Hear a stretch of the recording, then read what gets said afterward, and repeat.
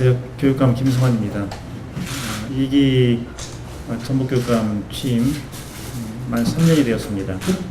정확하게는 지난 토요일이 3년인데 오늘 기자님들 모시고 간담회를 갖게 돼서 감회가 새롭습니다.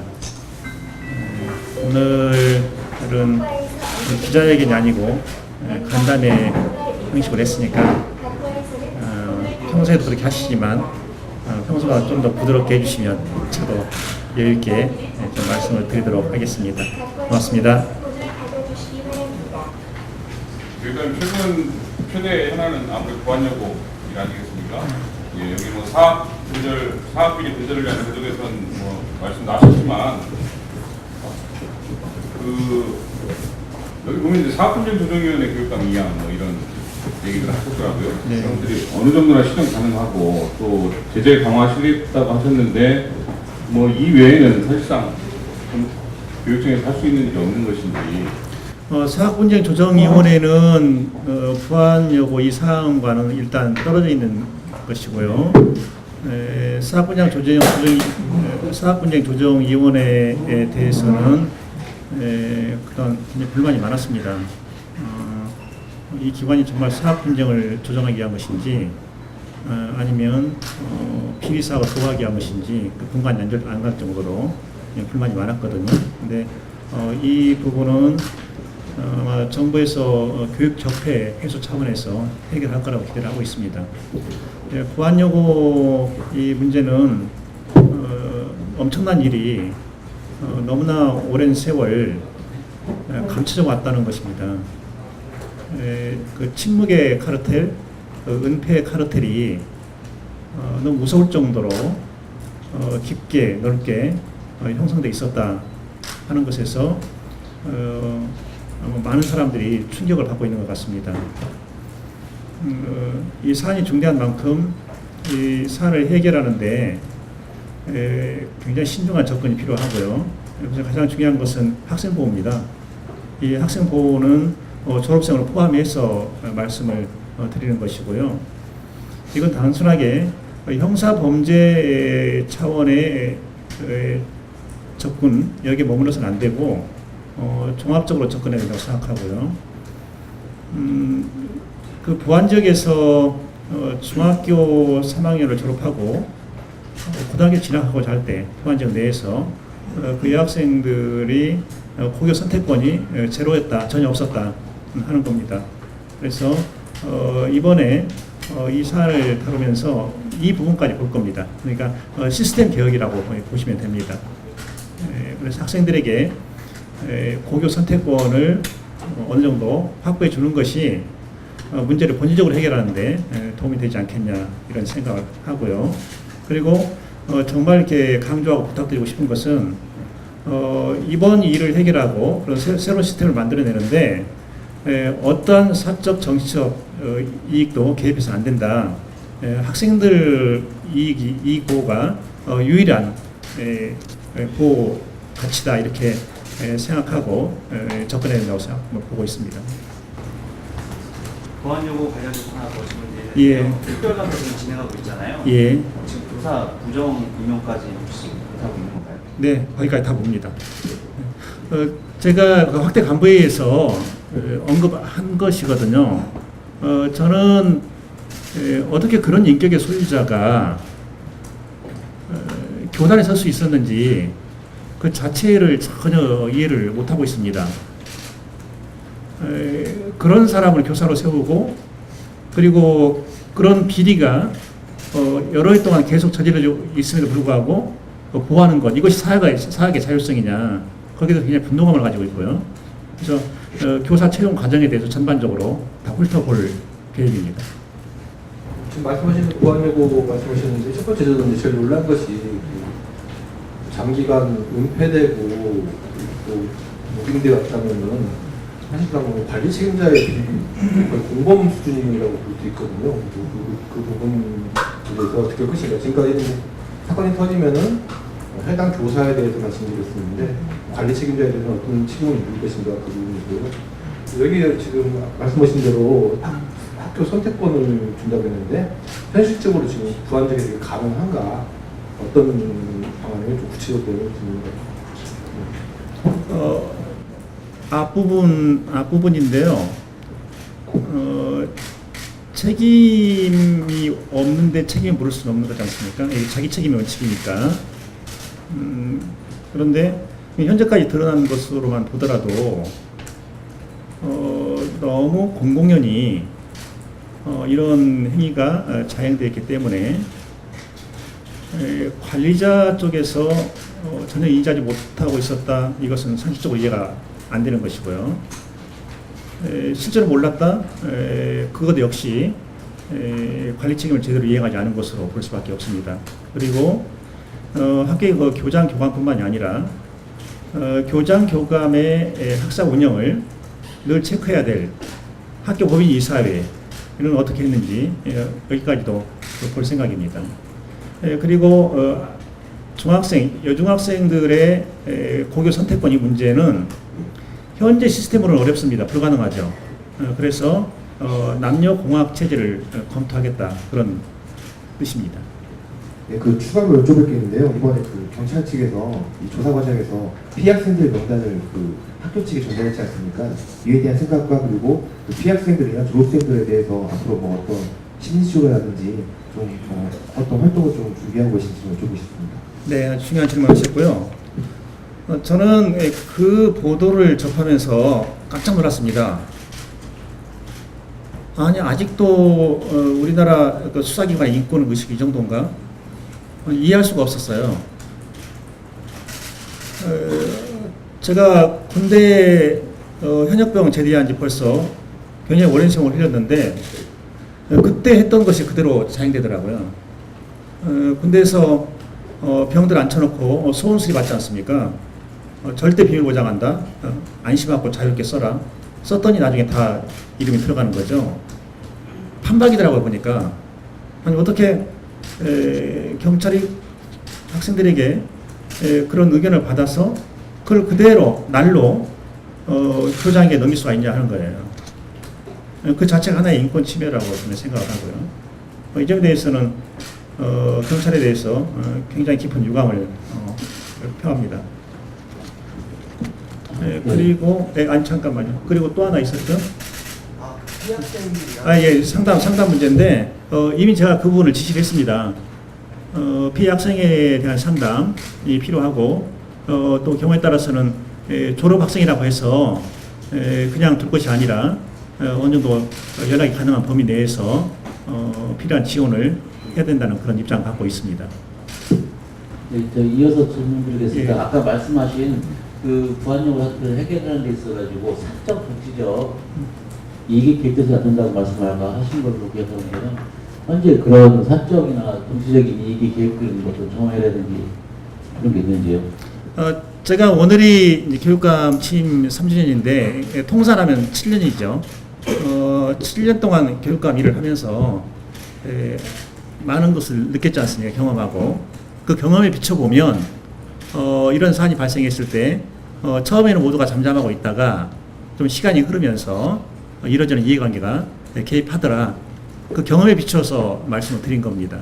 그래서 이번에 그런 일이 없기를 바라지만 만약에 그런 것이 보인다면 그냥 단호하게 나갈 거고요. 그리고 이 부분에 대해서는 실시간으로 기자 여러분께 공개를 하겠습니다. 저기 이 일이 터지고 나서 피해 학생들의 상담이라든지 뭐 그런 부분은 뭐 계속적으로 얘기가 나왔던 부분인데요. 중요한 거는 여기 조선배도 공범이라고까지 말씀하셨던 관리자들, 교장, 교감이나 교사 어떻게 보면 암묵적으로 다 같이 이렇게 있었던 사람들이잖아요. 그 사람들이 현 체제에 있는 하에서의 학생들이 계속 있고 학생들 역시도 뭐 진솔하거나 이랬을 경우에 대학생평가라든지 이런 부분에 불이익을 당할 수도 있다라는 우려를 가질 수밖에 없는 좀 불편한 동거라고 표현해도 될 정도의 그런 상황인데 우리 도교육청에서 이 관련돼가지고 관리자를 뭐 따로 보낸다든지 그래서 그런 뭐랄까요 그렇게 학생들을 억압하려는 또는 그런 불편한 움직임들이 있는 점인지 이런 거를 좀 사전에 차단하기 위한 그런 대책이 있으신지. 그 일을 처리하는 순서가 있지 않습니까? 가장 중요한 건 사실관계를 낱낱이 명확하게 확인하고 정리하고 발표하는 거죠. 가장 중요합니다. 그것이 전제가 되지 않은 상태에서 서둘러서 일을 처리하다 보면 역공을 당할 수 있는 겁니다. 그리고 일반 그 수사 관행에서 그런 걸 많이 우리가 경험하지 않습니까? 그래서 더디지 않게 일을 진행하되 정확하게 하겠다. 그리고 그 결과에 따라서 그 범위가 아무리 넓다 하더라도 제재의 범위가 아무리 넓다 하더라도 철저하게 제재를 가하겠다. 그런 계획을 갖고 있습니다. 그 추가로 아까 전에 그 경찰의 그런 행동에 대해서 깊은 유감을 나타내셨는데 네. 그럼 그 보도 이후에 뭐 따로 경찰에 시그널을 주거나 이게 뭐 협의를 하실 거 아니에요? 네. 또 긴밀하게 협의를 하고 있는 상황인데 이거에 대해서 좀 어떻게 좀 어필을 하시는 그런 게 있나요? 예, 제가 정중하게 부탁을 했습니다. 이 사안은 굉장히 중요하기 때문에 정확하게 수사를 해야 하고 그리고 아이들 보호를 최우선으로 해야 됩니다. 이 의사 전달을 명확하게 했습니다. 그 하나 더 여쭤볼게요. 전반적으로 보면 학교 성 관련 그 범죄 교사 징계를 보면은 제가 2014년 이후에 18명 있었고 배제 징계가 12명 있었는데요. 같은 사안이라는 게 성매매를 보더라도 공립은 좀 중징계를 받았거든요. 정직 3개월. 근데 사립은 감봉 3개월이었고요. 관련해서 좀 무거운 것도 성추행까지 범한 것도 사립에서는 정직 3개월로 끝난 것이 있었거든요. 네, 과연 이게 이런 식으로 계속 또 앞으로도 갈 가능성이 굉장히 큰데 이게 정말로 제재 가능하냐 이런 생각이 들거든요. 그 사립학교 교원에 대해서 도교육청이 직접 징계권을 행사할 수 없도록 되어 있기 때문에 불가피하게 발생하는 한계고요. 그리고 거기에 대한 또 다른 제재 수단이 있다면 그것은 학급수 감축 이런 거겠죠. 그리고 학급수 감축 수단은 최후의 수단이기 때문에 이걸 자주 사용해서도 안 되거든요. 물론 사용할 필요가 있으면 사용해야 되는 것이죠. 또 하나는요. 그 명백한 그 파렴치한 범죄 행위에 대해서 사립학교가 비호하는 그런 식으로 나올 때 그걸 강력하게 견제하는 수단이 바로 수사권과 법원의 재판권이거든요. 거기에서만 제대로 견제를 해줘도 그 경고 효과는 상당히 크게 나타나거든요. 그런데 아직은 우리나라가 그 단계까지는 오지 않은 것 같아서 아쉽게 생각하고 있습니다. 여기에서 이제 사립학교법 개정의 필요성이 드러나는 것이고요. 그 사립학교법 개정에 대해서는 지금 도교육청 차원에서 쟁점 정리를 하고 있습니다. 그래서 국회에 제출을 하려고요 준비하고 있습니다. 여기 보면은 그 교육부하고의 권한 이한 문제 네. 이슈로 다뤄주셨는데 현재 지금 어느 정도 좀 논의가 되고 있는 건지 그리고 실제 어느 정도까지 좀 될 걸로 전망하시는지. 네, 유초중고 권한에 대해서는 그 새 정부의 대선 공약이죠. 문재인 대통령의 대선 공약이고 그리고 여기에 대해서 그 새로운 그 장관 후보자도 같은 생각을 갖고 있고요. 그래서 이 부분은 어렵지 않게 이행되리라고 봅니다. 다만 한 가지 개혁에는 시간이 중요하다. 그래서 이 사안을 정부가 오래 끌고 가려고 해서는 안 된다. 속전속결로 처리해야 된다는 게 제 생각입니다. 그리고 저도 그 점에서 할 수 있는 역할을 하려고 생각하고 있고요. 원론적으로 들어가서 얘기하면 3주년 성과하고 향후 정책이지 않습니까? 그러면 지금 3주년 성과를 한번 좀 정리해 주시고 짧게라도 그다음에 또 앞으로 어떤 방향에 대해서 강점을 찍고 가겠다. 먼저 이걸 하는 게 낫을 것 같은데 이게 개별 사항보다는 이제 크게 네 가지 정도를 정리할 수 있고요. 최우선으로 삼는 것이 우리 학생들의 그 안전과 행복입니다. 이걸 최우선으로 삼고 있고, 그리고 그걸 바탕으로 해서 학생들이 즐겁게 공부할 수 있는 그런 여건을 만들어내는 거죠. 그래서 참학력 신장을 중요하게 생각하고 있고, 여기서 말한 참학력은 아이들 배움과 삶이 연결되도록 일체감을 갖도록 하는 것이다라는 거고요. 그 다음에 학교 자체가 굉장히 중요하죠. 인간은 본질적으로 자율적인 존재인데 우리나라 교육은 일제시대 교육을 그대로 이어받아서 학생들에게 자율을 키워주는 것보다도 타율에 순응하게 하는 그런 교육 체제로 왔지 않습니까? 그래서 학교 자치, 학생 자치 이걸 중요하게 보고 또 하나 지금 전 세계적인 경향인데 교육을 학교만의 힘으로 또는 시도교육청만의 힘으로 해결할 수 있는 건 아니다. 그래서 지역사회의 협치를 그냥 중요하게 생각하고 있고요. 그 다음에 교육복지 중요하죠. 그래서 교육복지 문제 그리고 교육복지를 통한 교육정의 실현 이 네 개를 그냥 중요한 것으로 보고 있습니다. 그리고 여기에서 어느 정도 성과를 거두고 있다고 생각하고요. 다만 학생들 안전, 행복 이걸 제외한 나머지 세 개는 그래서 만족스러운 정도는 아니라는 그 자평을 하고 있습니다. 물론 저 개인적으로는 이제 교육관님이 말씀하신 참교육에 대해서 이제 취지에 공감을 하고 지지하는 편인데요. 일부 학부모들 사이에서는 참교육 취지는 좋다.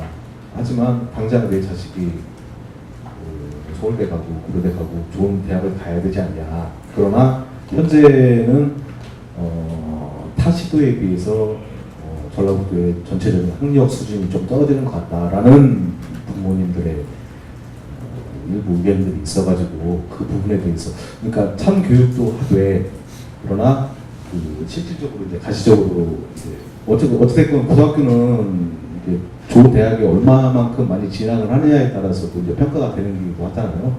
그 부분에서 이제 전체적인 조화가 좀 필요할 것 같다라는 의견이 있는데 이 부분에 대해서 좀 어떻게 생각하십니까? 제가 정권 바뀌고 교육감으로서 굉장히 기분 좋은 게 하나가 있습니다. 전국 교육을 가지고 더 이상 장난치지 못하겠구나. 그게 바로 학력 꼴찌라는 프레임입니다. 학력 꼴찌 프레임 수단으로 써놓은 것이 일제고사 성적이었습니다. 교육부가 일제고사 사실상 폐지를 했습니다. 전수평가에서 표지평가로 전환했습니다. 이제 이 자료를 더 이상 못 써먹겠죠. 그럼 써먹을 수 있는 자료는 수능 성적밖에 없습니다. 잘 아시는 것처럼 수능 성적 전라북도 학생들 중상위권입니다. 이렇게 말하면 평균으로 하면 그러겠지. 천만입니다. 1, 2등급 높습니다. 8, 9등급 이건 적습니다. 이제 앞으로 써먹을 수 있는 자료가 없습니다. 그리고 참학력을 강조한다고 해서 학생들에게 하나의 학습 방식을 강제하고 있지 않고 강제할 수도 없는 겁니다. 길 안내를 그렇게 해주는 것이죠. 그래서 이 부분에 대해서는 학부모 그런 모임이 있을 때마다 의미를 정확하게 전달하도록 노력할 생각입니다. 교육감께서 전국 고등학생들의 학력 수준이 높다고 하셨잖아요. 예. 근데 그 교육감께서 지향하시는 자사고나 특목고 폐지 방침이시잖아요. 근데 그 전북 지역에 매년 서울대 가는 학생이 100명 정도 되는데 상산고 학생이 50명을 좀 넘더라고요. 그러니까 상산고가 폐지되고 상산고 학생들의 성적이 빠지면 그게 좀 전북 지역 학생들의 중고 고등학생 수능 성적이 중3이라는 표현이 좀 어폐가 있지 않을까 해서요. 몇 년 전에요. 아마 2012년으로 기억하는데 그때 부산일보에서 전국의 그 시도를 대상으로 해서 수능 성적 분석하는 게 나와 있습니다. 2012년 맞을 겁니다. 부산일보고. 그리고 거기에서 영역별로 전국 시군 자치구 30위까지 성적 뽑은 게 있습니다.